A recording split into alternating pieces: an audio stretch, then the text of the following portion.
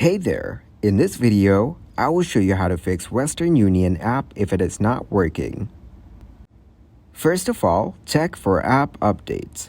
Make sure you have the latest version of the Western Union app installed on your device. Outdated apps can sometimes have compatibility issues. Ensure that you have a stable and active internet connection. The app requires an internet connection to function properly. You can also restart the app. Close the app and then reopen it. Sometimes simply restarting the app can resolve minor glitches. Restart or reboot your smartphone or tablet. This can clear out temporary issues that might be affecting the app's performance. You can also clear cache and data if you're using an Android device. For Android devices, you have to go to the settings of the device. Then, go to Apps and select Western Union. Click on Storage.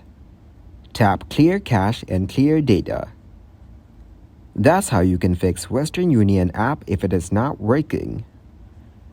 Thank you very much for watching, and don't forget to like the video and subscribe to the channel.